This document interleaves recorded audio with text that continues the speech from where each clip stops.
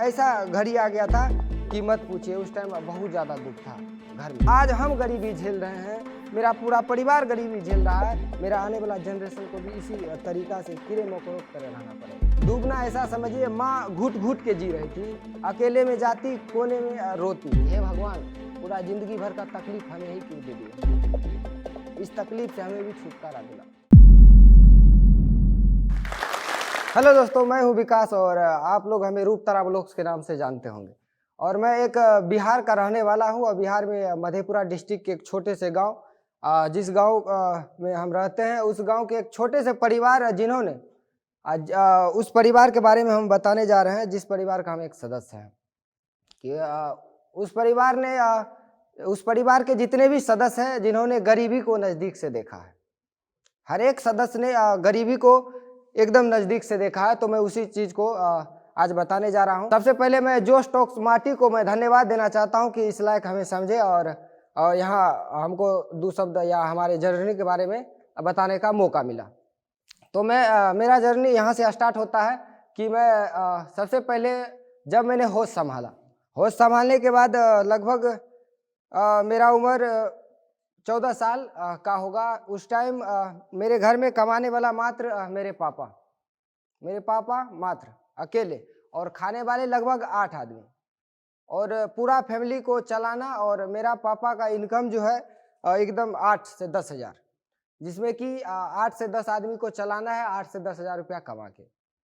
और जिसमें कि 2 भाई और 2 बहन हैं हम, और दोनों बहन मेरी लगभग 17-18 साल की थी उस टाइम की बात है। और उस टाइम मैं लगभग 13-14 साल का था। और गरीबी इस कदर चुभ रही थी, गरीबी इस कदर खाए जा रहा था अंदर से। उस समय कुछ दिखाई नहीं दे रहा था। एक तरफ पापा, एक तरफ माँ, एक तरफ मैं, एक तरफ भाई, एक तरफ बहन, सभी आदमी डिप्रेशन में रहा करते थे कि किस तरह इस गरीबी को अपने आप से अलग करें, क्योंकि गरीबी का मार बहुत ही दुखमय मार होता है जो सब आदमी सहन नहीं कर पाते हैं। ऐसा ही घटना है मेरे साथ बीता कि उसके बाद हुआ क्या कि मेरे पापा जी ज़्यादातर कुछ नहीं, घर के ही खेती बाड़ी किया करते थे। और जैसे ही दबाव बनना शुरू हुआ, क्योंकि 2 बहन जो थी हमारी, तो उनका शादी ब्याह भी करना था। शादी ब्याह में बहुत ज़्यादा खर्च भी लगते हैं, पैसा बहुत ज़्यादा लगते हैं।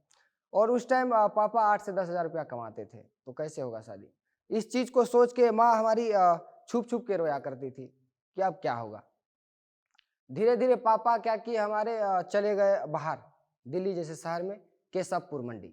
और वहाँ उन्होंने काम स्टार्ट किया बोरा वाला, जो बोरा होता है ना, पट्टा जो कंधा पे लाद के एक जगह से दूसरे जगह रखा जाता है, वो काम करते थे। और मुश्किल से 8 से 10 हज़ार कमा लेते थे हमारे पापा। और वहाँ से जब भेजते थे पैसा, तो उसी पैसे से हम लोग अपना घर वर चलाते थे और खा पी के बराबर हो जाता था। और उस टाइम घर में खाने के लिए ये जो अभी चावल देखते हैं वो नहीं, उस टाइम मक्के, जो कि हमारे डिस्ट्रिक्ट में बहुत ज़्यादा वो मक्के होता है, तो मक्के का को कूट कूट के ओखल में माँ बनाती थी और मक्के का हम लोग खाते थे खाना। कभी कभी ऐसा भी होता था कि भूखे भी सोना पड़ जाता था, इतना गरीबी। माँ करती क्या थी, गांव में किन्हीं के घरे जैसे जमींदार वगैरह भी हैं, तो उनके घर पे जाती थी। और जाने के बाद जो बोझा होता है ना, माथे पे ढो के लाया करती थी, जो उनसे जो मिलता था रुपया, और 1 केजी 1.5 केजी हमको याद है चावल मिला करता था, और खाने वाला 8 आदमी। तो बताइए होगा कैसे? फिर उसके बाद आज खा लो चावल बेटा, 5 दिन आप फिर वही खाओ मक्के का। फिर ऐसा स्थिति हुआ करता था। बहुत अंदर से हम भी ये चीज़ देखते थे, हमको धीरे धीरे हम सब कुछ समझने लगे थे ना, बहुत ज़्यादा ज़िंदगी में दुख है, बहुत ज़्यादा दुख है। अब करें तो करें, क्या करें? फिर उसके बाद होता क्या है कि पापा जी वहाँ से पैसा भेजते हैं, और धीरे धीरे नॉर्मली शादी बड़ी वाली बहन का जो है ना शादी हम लोग कर देते हैं। मम्मी मामा वगैरह मिल के कर देते हैं शादी। फिर बारी आती है छोटी वाली दीदी का। फिर उसके बाद होता क्या है कि फिर घर में वही लाचारी, कमाने वाला कोई नहीं है। उधर इसी बीच एक घटना घट जाती है, जो कि हमारे पापा बहुत ज़्यादा बीमार हो जाते हैं, बहुत ज़्यादा बीमार हो जाते हैं। और वो यहाँ तक कि चल फिर नहीं पाते हैं, और लगभग 6 महीना तक बीमार ही रहते हैं। तो फिर अब हम लोग का खाना पीना भी अब समझिए ऐसा हो गया कि अब खाए तो खाएं, करे तो करे क्या करे।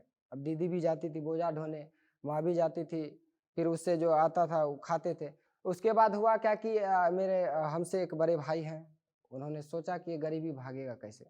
फिर हमारे भाई साहब क्या किए, भाग गए घर से, क्योंकि पापा बीमार थे और कमाने वाला कोई नहीं था, और भाग गए। और हमारे भाई साहब 8 महीना के लिए गिरवी रहे किसी और के पास, और वहां से 40,000 रुपया, उस टाइम 40,000 रुपया का बहुत ज्यादा वैल्यू हुआ करता था 14-15 में, 2014-15 में।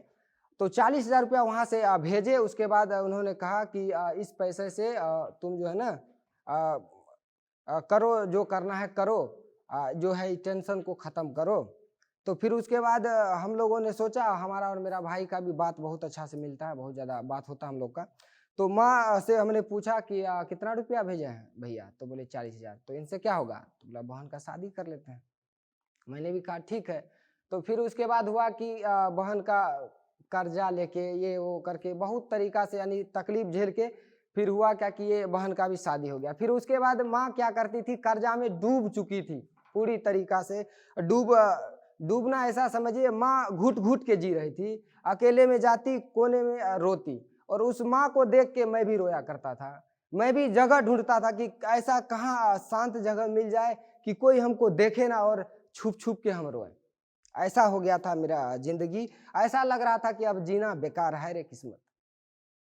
इस ऐसे किस्मत, ऐसे जिंदा रहने से तो बेकार है कि हम सुसाइड कर ले, आत्महत्या कर ले, ऐसा इच्छा करता था। लेकिन फिर भी हमने हिम्मत नहीं हारा, और उस चीज को देखते गया और समझते गया। फिर उसके बाद होता क्या है, यही एक जिंदगी में मेरा थोड़ा सा टर्न आता है। टर्न क्या आता है कि हम यूट्यूब जैसे प्लेटफॉर्म को देखते हैं, जहाँ की आदमी फर्स्ट पेमेंट, मेरा एडसन पिन, ये सब बातें। तो हमने सोचा ये हमसे क्यों नहीं होगा, ये हमसे भी होना चाहिए। तो फिर हमने अपने माँ से बताया कि माँ ऐसा ऐसा बात है। तो यूट्यूब में वीडियो बनाने के लिए मोबाइल भी ज़रूरत होता है, तो अब आएगा कहाँ से, एंड्रॉयड फ़ोन का ज़रूरत होता है। तो फिर उसके बाद हुआ क्या कि कुछ दिन हमने सोचा, फिर उसके बाद बहुत जिद करने के बाद भाई साहब ने हमें एक सेकेंड हैंड फ़ोन लगभग 1600 में वो हमको दिए, खरीद के। 1600 का था उस टाइम, खरीद के दिए। फिर उससे हमने वीडियो बनाना स्टार्ट किया। लाइफ टारगेट नामक चैनल पे हमने काम करना स्टार्ट किया, और काम करते गए और काम करते थे, और डिप्रेशन में हमेशा रहा करते थे कि आज क्या खाएंगे, आज क्या खिलाएंगी। दुख की तो तब हद हो जाती है कि जब इंसान को, जब अपने आप से सहन शक्ति से ज़्यादा अगर तकलीफ अगर दाबने लगे, तो उस टाइम हद से ज़्यादा दुख हो जाता है। और उस टाइम ऐसा घड़ी आ गया था कि मत पूछिए, उस टाइम बहुत ज़्यादा दुख था घर में। फिर उसके बाद होता क्या था, जैसे कि कोई फेस्टिवल हो जाता, त्योहार, जैसे मेला, गांव में कहते हैं मेला वगैरह लगता है। तो होता क्या था कि मेरी माँ एकदम तैयार व्यार होती, सवेरे जाती, काम वाम करके आती, जो रुपया पैसा मिलता सबको बांट देती, और उसके बाद घर में जितने भी आदमी थे सब तैयार होकर सबको पैसा बांट देती। और गांव में जो भी आदमी थे सबके पास साधन हुआ करता था। सब क्या करते थे, अपना अपनी गाड़ी में बैठ के चल जाते थे। और उस टाइम हमारी माँ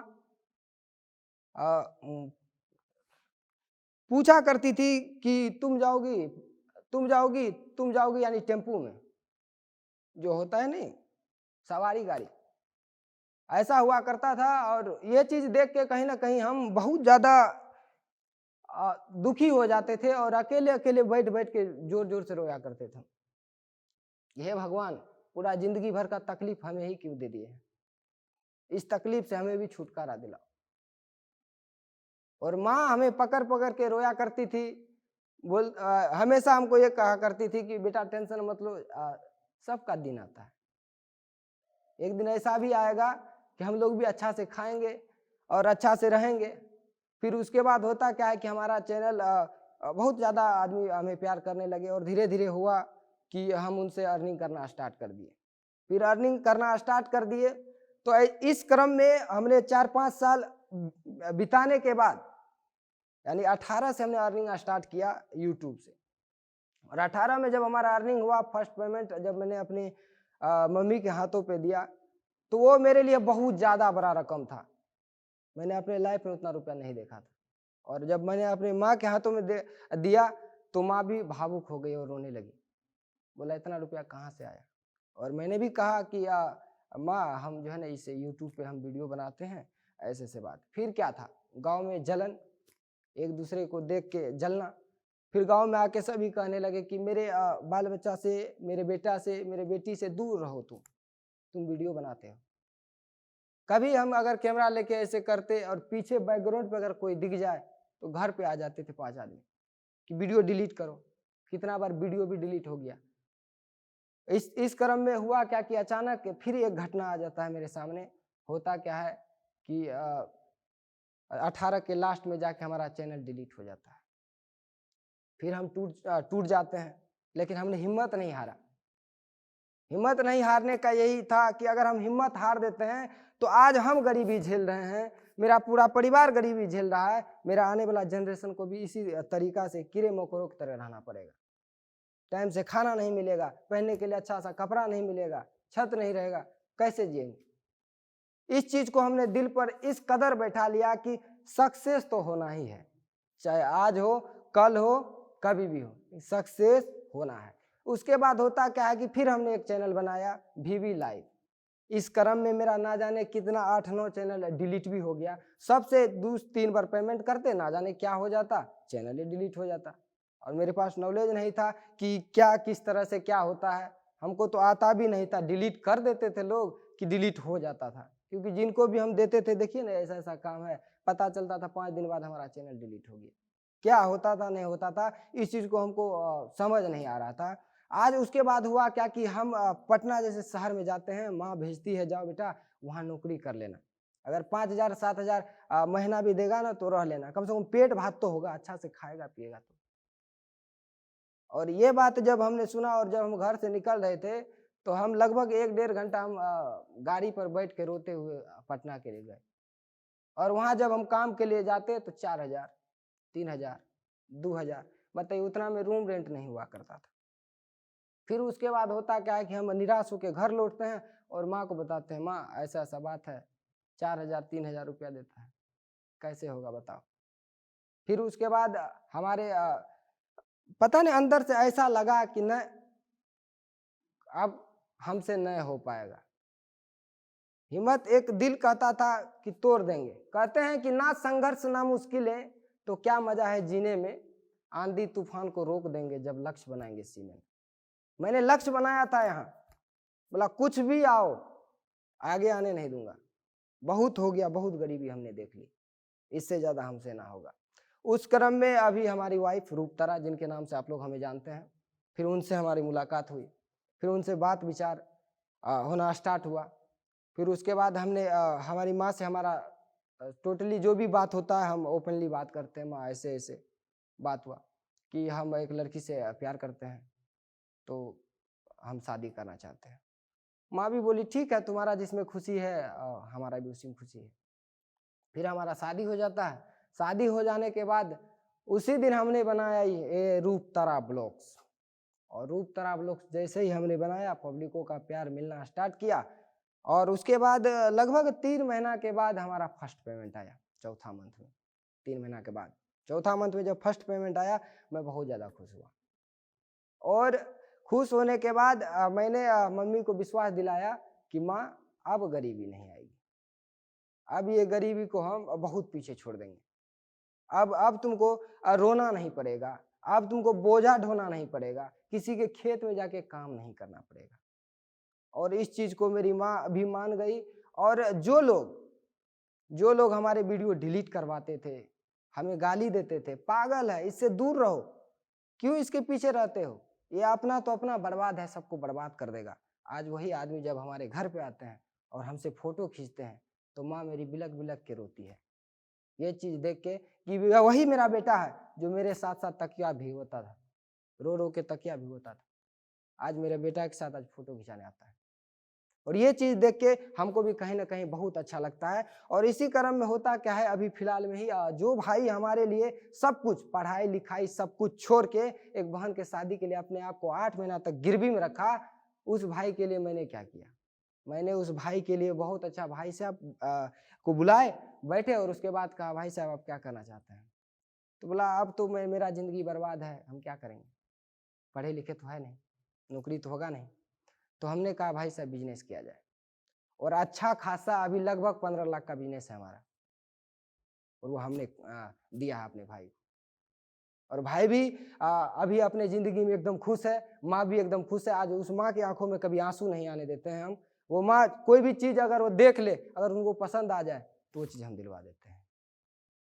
पापा भी अभी एकदम स्वस्थ हैं, जो घर का भी स्थिति अभी एकदम अच्छा है, पहले से बहुत ज़्यादा खुश हैं हम लोग।